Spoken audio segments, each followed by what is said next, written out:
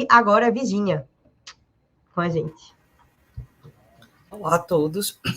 Antes de tudo, eu cumprimento, né, a doutora Ana Carolina Errar, a doutora Anabel Nolasco, doutora Maria Júlia e doutora Sara Luiz. Muito obrigada pelo convite. Eu acho muito importante falar de violência doméstica, principalmente que a gente está no mês de março, né, que é o mês da mulher. Esse ano nós estamos fazendo 17 anos da Lei Maria da Penha.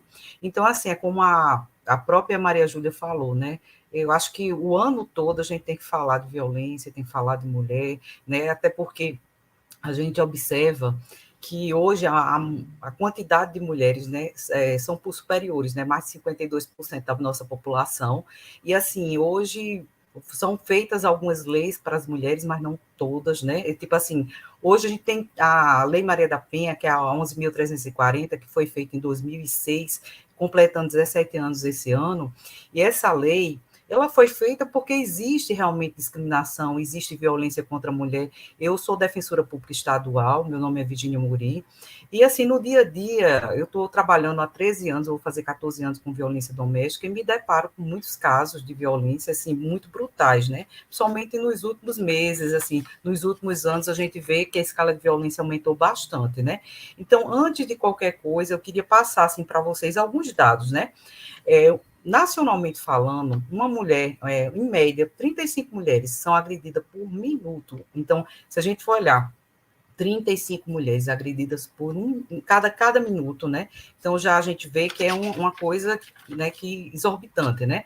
Fora isso, a gente vê que tem 3,3 milhões de mulheres, elas sofrem ameaça, né? Normalmente, as ameaças são faca, arma de fogo. E assim, a violência, quando eu comecei a trabalhar na violência doméstica, você não via tanta agressão como está acontecendo hoje em dia, né? Tanta barbárie, né?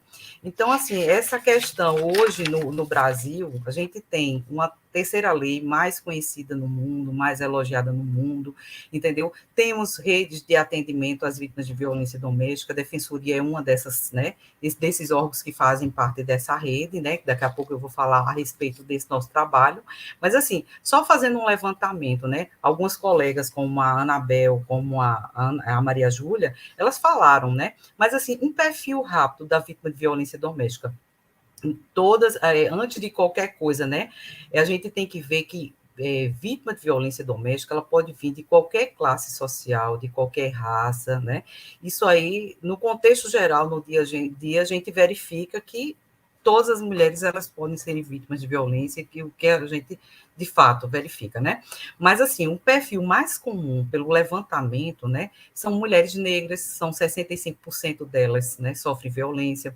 mulheres divorciadas, a idade, ela normalmente chega, a idade até 34 anos, quer dizer, não que outra mulher idosa não possa sofrer violência, mas normalmente a quantidade de mulheres até 34 anos que sofrem violência é maior, né? Ela tem normalmente uma menor escolaridade, o ensino fundamental, a gente verifica, né, no dia a dia, antes de estar aqui fazendo essa palestra, eu estava fazendo atendimento, a gente vê pessoas com nível empresarial, mulheres universitárias, mas assim, a gente vê que a grande maioria dessas mulheres, ela tem uma menor escolaridade. Normalmente, os meios utilizados são vários, mas os mais comuns são arma de fogo, faca, né?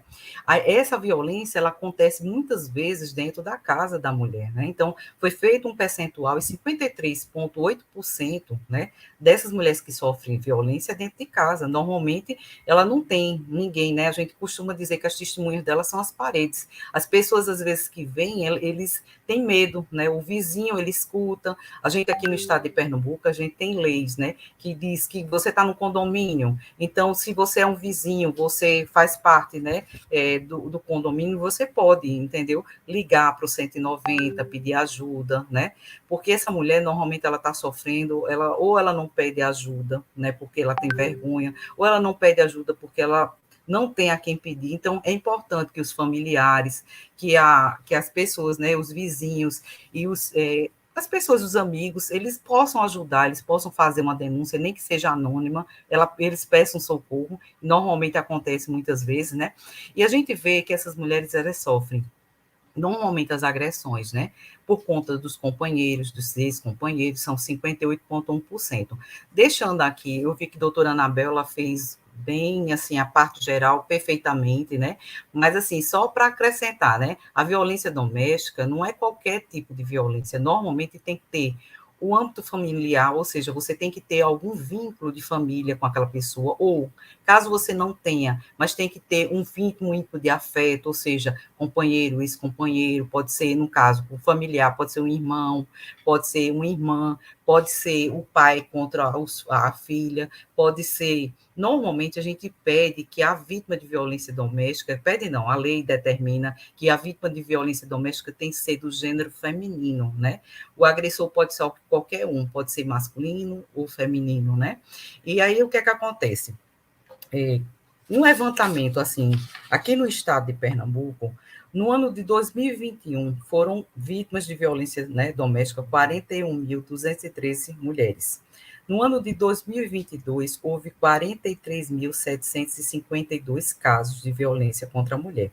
Casos de estupro, a Júlia, ela fala, né, a situação do estupro, alguns casos que dão mais repercussão, esses casos são mais investigados, outros, as pessoas às vezes não têm acesso, né, à justiça, ou talvez a outros, né, mas assim, só para vocês terem noção, em 2021, houve 2.331 casos de estupro aqui no estado.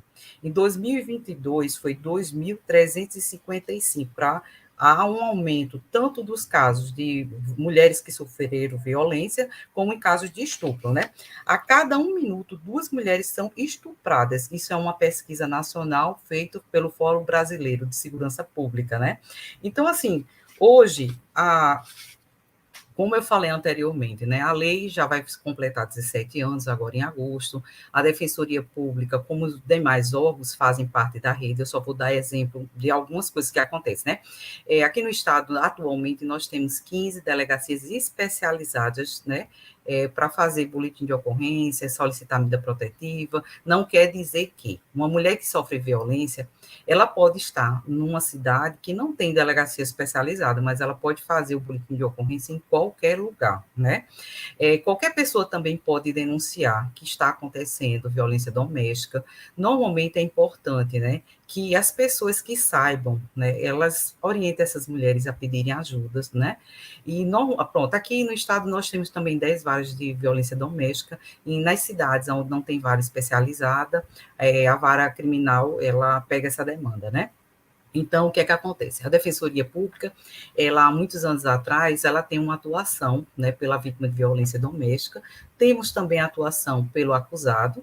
A Defensoria, ela tem várias áreas, né, de atuação, como a área de família, a área de consumidor, a área civil, a área de direitos humanos. Então, assim, a área criminal, nós temos, assim, vários setores diferentes, a parte de infância, né, criança e adolescente. Aí, quando eu falo que no contexto geral, uma mulher que é vítima de violência, não é apenas ela que é atingida, né, pela violência. Normalmente, a gente verifica que os filhos, boa parte das vezes, estão ali, participam direto ou indiretamente, né? Às vezes, tem idosos no meio. Teve um caso até que a gente pegou, né? Pessoalmente, eu peguei na pandemia, tinha muitos casos, a gente teve que fazer, reinventar, né? Porque antigamente era só o atendimento presencial e a gente teve que criar um atendimento remoto também para poder dar suporte a essas mulheres. Hoje a Defensoria, além do atendimento a essas mulheres vítimas de violência doméstica, nós fazemos também a orientação jurídica, né? A gente faz o encaminhamento para a rede, né, de proteção, porque não adianta só você peticionar.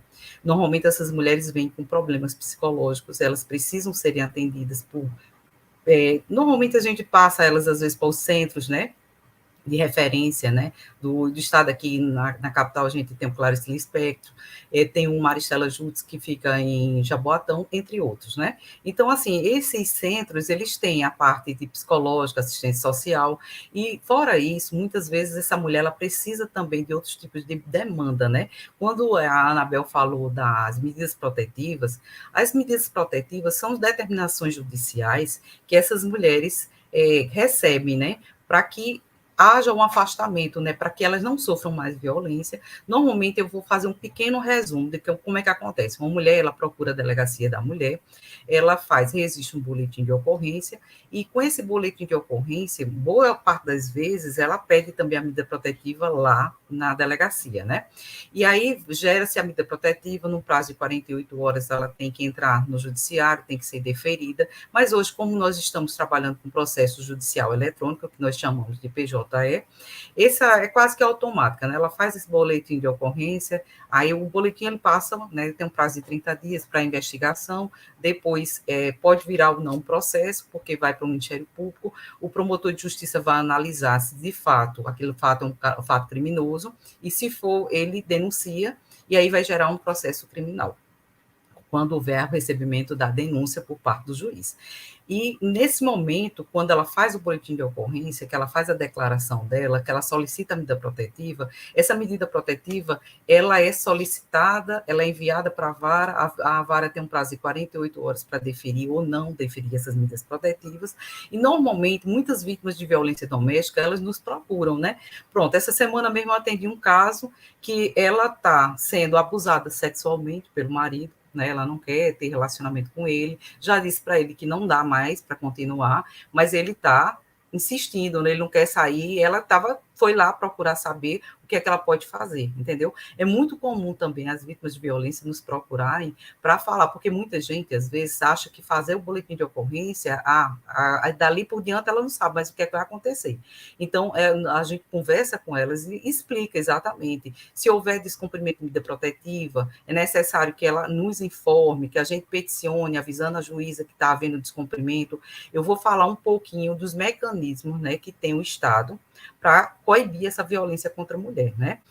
Quando a gente fala do descumprimento de medida protetiva, na hora que você faz uma petição informando a juíza que existe o descumprimento, automaticamente ela pode pedir uma prisão, se for um caso grave, ela pode pedir um monitoramento eletrônico, normalmente se pede mais um monitoramento eletrônico, né, para tentar, num primeiro momento, afastar esse acusado de ter contato com essa vítima, né, e até que ela sofra risco de vida, ou risco de morte, ou qualquer coisa nesse sentido. Mas aí, se não der certo, vai, dependendo da situação, até uma prisão, né? E tem esses mecanismos aqui no estado, é o quê? A Patrulha Maria da Penha, né? Essa patrulha, normalmente, ela ajuda, né, até no trabalho dessa rede de atendimento, porque eles vão no local, pronto, essa semana mesmo eu tive que entrar em contato com a patrulha, porque a mulher, ela saiu de casa, estava escondida, mas ele descobriu onde ela estava, e já estava indo lá no local, entendeu? Estava na frente da casa lá, ameaçando com uma arma de fogo. Então, nesse primeiro momento, eu faço uma petição, eu peço, eu solicito, eu informo a juíza, eu informo o Ministério Público a situação que a mulher está passando, e, de preferência, que ela peça até uma prisão, entendeu? Mas aí também a gente usa esses mecanismos, como a Patrulha Maria da Penha, normalmente eles fazem essa parte preventiva, né, e repressiva, muitas vezes eles vão no local, verificam se, digamos, a mulher tem uma medida protetiva, saiu a medida protetiva delas, eles vão fazer uma visita lá no local onde ela mora, para saber se de fato está tudo certinho, se o acusado não está indo procurar ela, não está indo ameaçar, não está indo perseguir, fazer qualquer coisa nesse sentido. Mas existem casos que a violência está ocorrendo, que normalmente a mulher ela liga para o 190, e aí a Polícia Militar, que é o CIODS, eles deslocam a viatura para esse local para verificar, de fato, se está ou não ocorrendo a violência. Caso tiver acontecendo um flagrante delito, esse acusado, ele é detido, é levado à audiência de custódia, e na audiência de custódia verifica-se a possibilidade de ele ficar ou não preso. Caso ele não fique preso, eles colocam um monitoramento eletrônico, entendeu? Defere as medidas protetivas, né? Então, assim, é importante que essas mulheres, pelo menos a defensoria, quando faz o atendimento, a gente verifica se ela vem preventivamente, né? No caso, ela fez o boletim de ocorrência, muitas vezes nem fez, mas quer saber como é que faz, porque ela tem demandas também na área de família, né? Então, a gente verifica a necessidade dessa mulher. Quando a demanda está na área de violência doméstica, aí a gente faz o atendimento, a orientação, acompanha nas audiências, né? Verifica a necessidade ou não de fazer uma queixa-crime, ou encaminha essa mulher para a rede de atendimento, né? Fora isso, tem essa questão, né? A mulher precisa de... Tem casos que, além dela sofrer a violência, o filho também sofreu a violência, então precisa também que ela seja encaminhada para à delegacia, né, da infância e da criança e do adolescente. É necessário, muitas vezes, tem demandas na área de família, com a questão da guarda dos alimentos, né, do divórcio, enfim, várias outras demandas, né? Então, assim, às vezes a demanda também vem por conta do idoso, às vezes é uma mãe, pronto, na pandemia eu comecei a falar e até parei um pouquinho. Na pandemia existia um caso de uma senhora idosa, que o marido tinha morrido por conta do Covid, e que ela estava em cárcere privado, que o filho tinha colocado ela morava num edifício, e essa mulher estava sem poder sair de casa, estava apanhando do filho, e ele estava, se apossou exatamente do cartão dela, né, de receber o benefício do esposo que ela estava recebendo, né, com o falecimento. E aí o que foi que aconteceu? Ela foi pedir ajuda. Na realidade, como ela não podia sair, na hora que ela levou o lixo, né, na área comum, ela pediu ajuda a uma vizinha e foi através dessa vizinha que a gente tomou conhecimento e pediu ajuda, tanto a patrulha Maria da Penha, como também a Polícia Militar. Fizemos também o descumprimento de medida protetiva, né? Acompanhamos essa mulher. Então, houve vários casos, como acontece até hoje, né? Na pandemia, a gente viu bem, vários casos assim, bem complicados, né? Atualmente, eu estou vendo uma demanda, nesses quase 14 anos de trabalhando com violência doméstica, eu realmente estou verificando uma demanda muito grande de violência, né?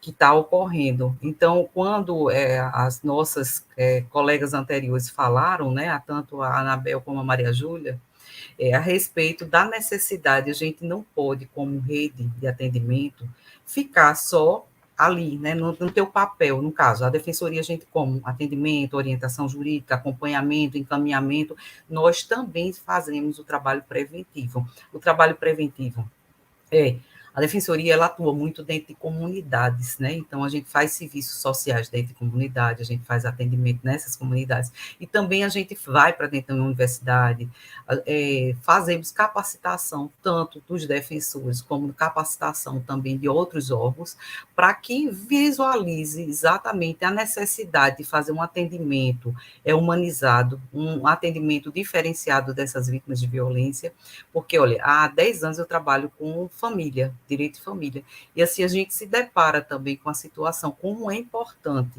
né? Os profissionais que trabalham com essa área, além de ter capacidade, né, ser capacitados, ter sensibilidade, porque uma vítima de violência, ela está num ciclo de violência, que ela passa anos para romper esse ciclo, e é difícil, porque às vezes ela não tem apoio de ninguém, entendeu? E aí, muitas vezes, eu já atendi mulheres que vinham de outros estados fugindo, né? Tanto é muito comum, às vezes, ou ela vem para cá, entendeu? Ou ela sai daqui para outros estados, e às vezes a gente pede até abrigamento em outros estados, pede apoio. Eu faço parte de uma rede nacional de defensores, e às vezes eu preciso de ajuda de outros defensores, de outras unidades, de outros núcleos da defensoria estadual, para que essa mulher ela tenha um certo suporte, né? Não apenas jurídico, mas um suporte também daquela estrutura, daquela rede, daquela cidade a qual ela está atualmente, né? Então, assim, eu acho que quando foi falado anteriormente, né?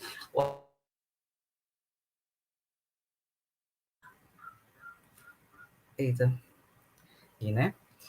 A lei, quando ela foi criada, pronto. Sim, mas você desde tudo é o seguinte, como a importância, né? A lei, ela quando foi criada, ela foi com o intuito exatamente de diminuir esses casos de violência que estavam ocorrendo, né? Depois disso veio uma lei que discriminava, né, o descumprimento de medida protetiva, depois a lei de feminicídio, né? Hoje a gente sabe que a violência doméstica não é só aquela violência física, também foi criado a violência psicológica, né? Recentemente, quer dizer, já existia, mas recentemente ficou como, né, penalmente ficou reconhecida, né? Então, assim, hoje existe aquela questão da perseguição da mulher, né, o stalk, né? Tem a questão da violência sexual, né, do assédio. Recentemente saiu até um entendimento que não está especificamente à violência, mas assim, de certa forma está ligada ao direito da mulher, né? Que era a mulher, ela tinha, para fazer a laqueadura, ela precisaria da autorização do marido, hoje ela não precisa mais, agora, saiu agora esses dias, né? Então, assim, várias coisas que estão, a lei, ela vem se modernizando, foi importante também, porque antigamente essa lei, a competência dela era apenas no juizado, né?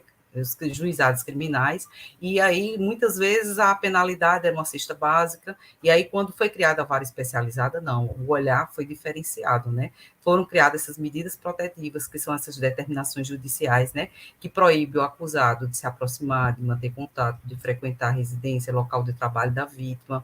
Normalmente, se a violência acontece na frente dos filhos, se os filhos sofrem alguns maus tratos por conta do pai, do agressor, ele também pode ser restrição e suspensão de direito de visita, né? Existem várias medidas protetivas, eu vou citar algumas aqui, que muitos, né, talvez não conheçam, que é a aproximação, a proibição de se aproximar. Normalmente a juíza, ela também, se os dois moram no mesmo local, né, debaixo do mesmo teto, aí pede o afastamento de um deles para evitar a violência, né?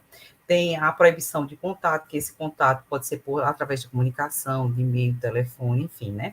A frequentar os lugares que essa mulher está frequentando, principalmente a casa, o ambiente de trabalho dela, a restrição e suspensão de visita, né? A prestação de alimentos, encaminhamento dessa mulher a uma rede de atendimento, porque muitas vezes essa mulher não tem condições econômicas, ela precisa de auxílios do governo, né? Aí também tem a recondução dessa mulher, a gente afasta o acusado quando é necessário, e pede a recondução dela, porque muitas vezes na hora da violência ela tem que sair, né, para não morrer. E às vezes ela vai para a casa de algum amigo, de algum familiar, e às vezes a casa é tão pequena, já aconteceu vários casos, de pessoas que iam para a casa de familiares, mas lá já tinha tanta gente morando, e a situação é com um nome que era tão precária, que ela não tem como, né, ficar naquele local, ela pede para ser reconduzida, né. Tem também a questão da restituição de bens indevidamente subtraídos pelo agressor ofendida. Normalmente, eu vou dar um exemplo. Teve um caso de uma dentista que ela, quando saiu de casa, o consultório dela ficava dentro do local. Então, assim, tudo que ela trabalhava ali, o consultório, as coisas dela de trabalho, estava ali dentro, então a gente pediu a restituição de bens, né? Também acontece, muitas vezes, deles ficarem, né? Na pressa, ela deixa a roupa dela, ela deixa documentos, enfim, né, e ela precisa retornar para buscar, né? Que ele devolva, às vezes ele esconde até os objetos de trabalho dela, documentos delas, enfim, né? Proibição temporária para celebrar atos e contratos de compra, venda, locação e propriedade em comum. Isso acontece, é muito comum. Às vezes a mulher sai e ela descobre depois que ele está vendendo uma casa, está vendendo um carro. Então, quando ela nos fala essa situação, a gente faz uma petição comunicando ao juiz que naquele período que houver aquele processo ali, que fique exatamente temporariamente a proibição para que ele venda ou alugue ou loque, né?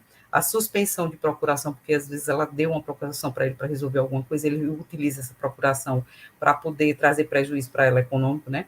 E prestação de calção, às vezes ele quebra celular, quebra objetos pessoais dela, né? Rasga a roupa, enfim, e a gente pede, né?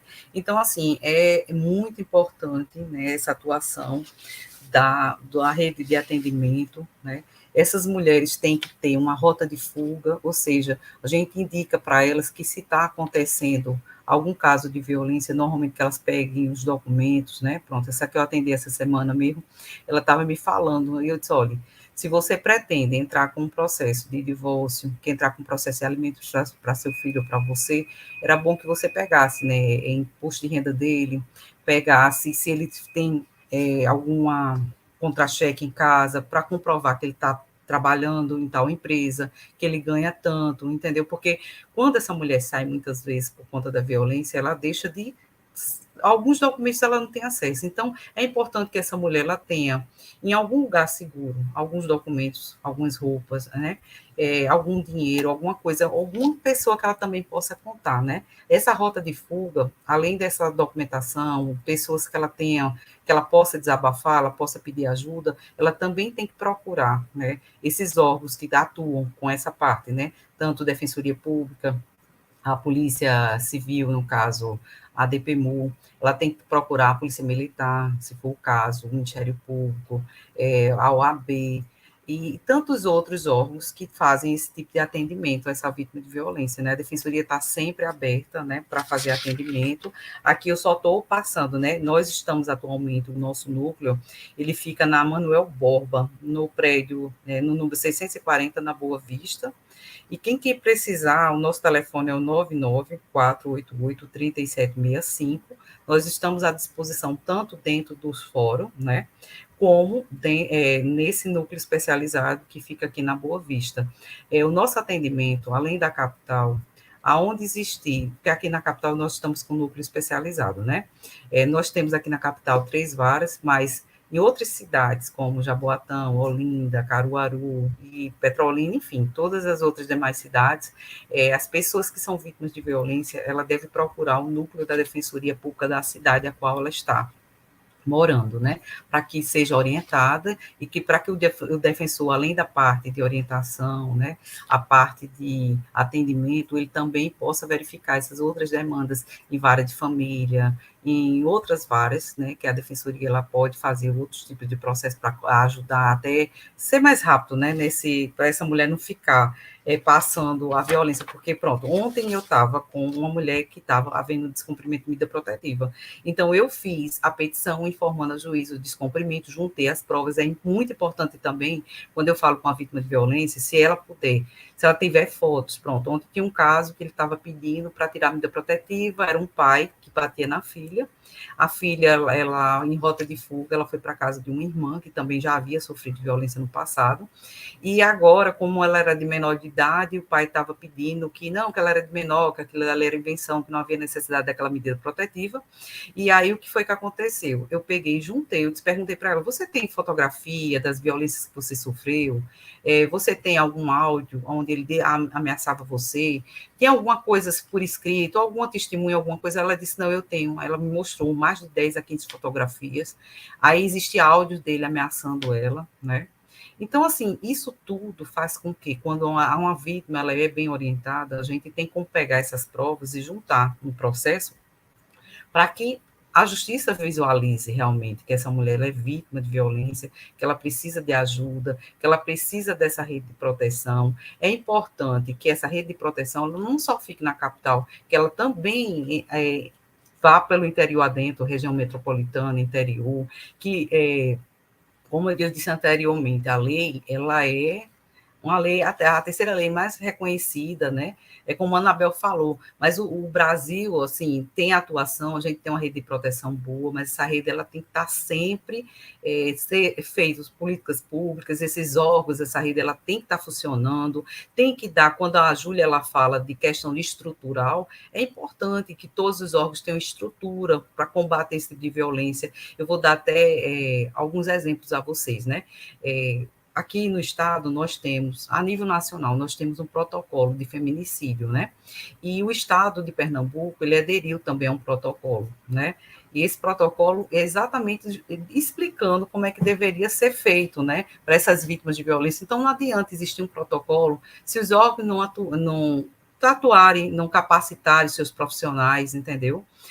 A Defensoria Pública, quando a gente faz capacitação de defensores, é importante que a gente fale a respeito, né? Pronto, eu tenho defensores que trabalham no júri, defensores que atuam com o acusado, né? Mas esses defensores, eles podem fazer a defesa deles, tecnicamente falando, mas a gente tem que entender que do outro lado tem uma família, muitas vezes as vítimas de feminicídio, entendeu? Às vezes ficaram, pronto, aqui no alguns, tipo, eu vou dar exemplo de 3 cidades que eu sei que está ocorrendo, né?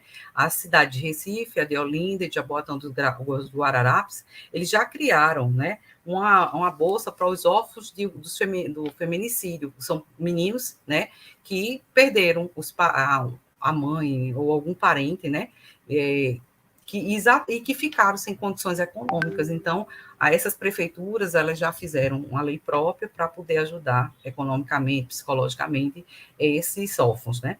Mas é importante também que nós, como órgão, né, no caso, Defensoria e todos os outros demais órgãos, Tribunal de Justiça, Ministério Público, OAB, né, e a Polícia Civil, a Polícia Militar, além de atuar em conjunto, entendeu? É importante também que capacite seus profissionais, porque não adianta, pronto, a gente tem um protocolo de gênero, né, o CNJ, ele fez um protocolo de gênero, com perspectiva de gênero. Isso quer dizer, em outras palavras, o quê? Para evitar discriminação. Não adianta a pessoa ter uma certa religião, achar que o homem é a cabeça do casal, que a mulher, entendeu? Então, isso daí, eu, como profissional, como servidora pública, não cabe a mim pegar as minhas perspectivas pessoais e levar, entendeu? Eu tenho que entender que essa mulher, ela é vítima. Eu até, quando faço capacitação, eu digo assim, olha, os seus pensamentos religiosos, entendeu? Sua maneira, a gente tem, pronto, a Júlia falou de um livro, existe um livro também bem interessante que eu li recentemente, falando de alguns posicionamentos de algumas religiões, entendeu? E aí o que é que acontece? Quando a gente trabalha com vítima de violência, a gente está ali para ajudar, para servir, entendeu? Para abrir essa rede de atendimento, para mostrar a essa mulher quais são os caminhos que ela tem, entendeu? Quais são os órgãos que ela pode buscar ajuda, se tem algum auxílio que ela possa ter, né? Não estou ali para estar julgando essa mulher, porque essa mulher estava com a saia pequena, pronto, um júri, a mulher morreu, foi estuprada, ou qualquer coisa parecida. Ah, mas ela estava frequentando determinado local, a determinada hora, com determinada pessoa, não cabe, então, não cabe a gente fazer esse tipo de julgamento. Então, esse julgamento com perspectiva de gênero é exatamente para acabar com essa discriminação, para que verifique que essa mulher, ela sofreu a violência, entendeu? E ela tem que ser respeitada. Não é justo que a gente chegue ali e queira justificar. Pronto, quantas vezes estudantes de direito chegam num júri e lá o advogado, ou um defensor, ou qualquer outro profissional quer justificar, entendeu? O que aquela mulher sofreu, algumas coisas, porque ela bem provocou isso, nada disso justifica, né? Deixa eu ver aqui. Virginia pergunta. Ó, gente, eu só estou tentando ler uma pergunta aqui. Eita, deixa eu ver.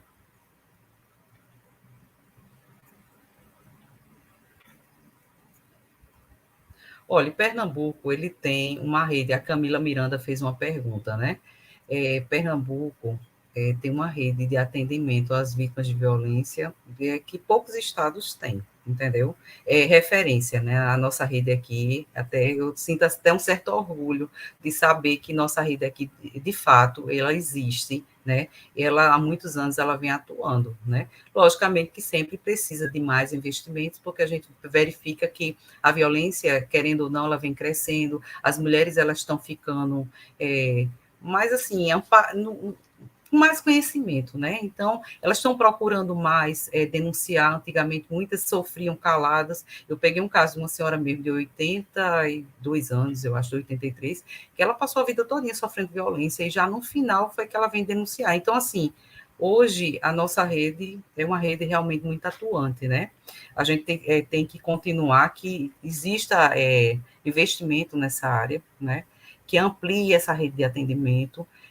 Hoje nós temos 15 delegacias, mas, lógico, temos capacidade para ter mais, tem que haver mais políticas públicas. Essas mulheres, como eu te falei, né? Eu venho acompanhando, ontem eu estava até conversando com colegas a respeito da demanda, né? Eu estou verificando uma demanda muito grande na violência, né? Todo dia, qualquer pessoa pode verificar isso. A gente liga a televisão mesmo, quantos casos de violência, não apenas no nosso estado, mas como no país todo, né? Então, assim, a parte preventiva é muito importante. Quando a gente vai para dentro de colégio, de faculdade, fazer colocar, né, mostrar essa parte preventiva, mostrar onde essa mulher precisa procurar ajuda, que ela tem que denunciar, né? Nós temos casos abrigos aqui para mulheres que ela não tem estrutura de ficar em casa, às vezes ela sai de casa, ela tem que ir para algum local, né? Às vezes essa mulher tem que ser encaminhada para outros estados também. Mas, assim, de fato, como você perguntou, né, nossa rede, ela é uma das redes maiores, assim, né, a nível nacional, mas sempre tem a necessidade de melhora, né? Tanto de capacitação dos profissionais, de aumentar a quantidade de pessoas que trabalham com isso, né? E quanto mais a rede estiver integrada, melhor.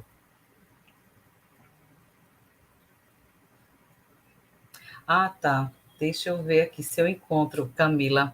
Esse livro Deixa eu ver, eu acho que ele está perto de mim aqui. Eu vou fazer o seguinte, eu vou só continuar. No final, eu vou tentar colocar o nome do livro, que é bem interessante. Ele fala de várias religiões e o posicionamento de algumas, entendeu? Que terminou até prejudicando as vítimas de violência doméstica, porque elas terminam sendo, como é o nome? As pessoas que atendem ela na parte religiosa dizem assim para ela, mas você não deve denunciar não, entendeu? Porque quer que vai, seu marido pode se prejudicar, a nossa religião diz que o homem é a cabeça do casal, enfim, estou dando exemplos, mas não quer dizer que isso acontece na parte só religiosa, isso pode acontecer em qualquer canto. Eu acho que vítima de violência doméstica, qualquer pessoa pode amparar essas mulheres, pode orientar e pode procurar ajuda, né? Hoje a gente diz o seguinte, quando a violência está acontecendo, é importante que essa mulher ligue para o 190, que é a polícia militar, o pessoal do CIODES, para que eles vá para o local. Quando a violência, tipo, a polícia militar chegou lá, mas ele não estava mais, mas aí aconteceu, ela pode procurar a delegacia, fazer o boletim de ocorrência, né? E aí também procurar a Defensoria Pública ou os demais órgãos para pedir orientação, ajuda, acompanhamento no processo, né?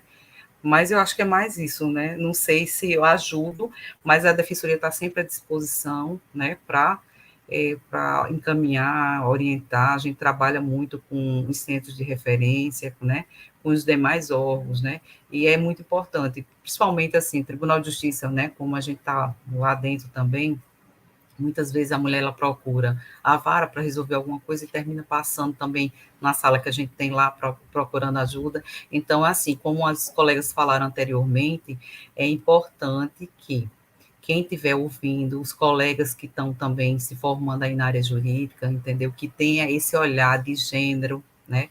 Que essas mulheres elas também sejam empoderadas para tanto denunciar como para ocupar cargos. É como eu disse, a mulher as mulheres do Brasil, elas têm mais de 52% da população. É importante que essas mulheres elas consigam galgar outros cargos importantes para abrir caminhos para outras pessoas, para outras mulheres que os profissionais, né, de direito que estão se formando dentro das universidades, eles têm a perspectiva de gênero, eles têm um olhar diferenciado, humanizado, entendeu? Entender que violência doméstica só existe, eu já fiz capacitação e as pessoas dizem, mas por que não tem uma lei para o acusado, né, o agressor? Mas assim, infelizmente, a gente sabe que os casos de violência são enormes. Eu gostaria até que essa lei não existisse, para assim, que não existisse caso de violência e que não precisasse existir essa lei, mas infelizmente a gente sabe que precisa. Quando a Anabel fala que não adianta só, eu costumo dizer assim, não adianta a gente pedir prisão, que é só a prisão por si só ela não se resolve. É necessário que existam programas também, que esses homens visualizem, né? A vara a qual eu trabalho, que é a segunda vara de violência, ela também desenvolve um trabalho com o acusado, né? Com o agressor, que é exatamente esse trabalho de sensibilização, onde eles, quando começam, não se reconhecem como um agressor, mas que depois, com o tempo, eles vão se reconhecendo dentro dos exemplos. Esses, normalmente, é um programa que existe, eles têm uma capacitação lá de, né, com vários profissionais, psicólogos, assistentes sociais, e assim é importante porque a gente verificou que todos eles que passam nesse programa, é muito poucos os que reincidem, né? Então, normalmente, isso faz com que o número de reincidência diminua, né? E assim, eu falo também que é muito importante que essa mulher, ela denuncie, porque o feminicídio é o final de todo o ciclo. Se essa mulher, ela não procura no começo ajuda, quando ela, às vezes, vai procurar ajuda, já é tarde demais, né? Acontece o feminicídio. Gente, muito obrigada. Eu fico à disposição com o que vocês precisarem e vou pegar o nome do livro aqui que está ao meu lado e colocar para vocês, viu?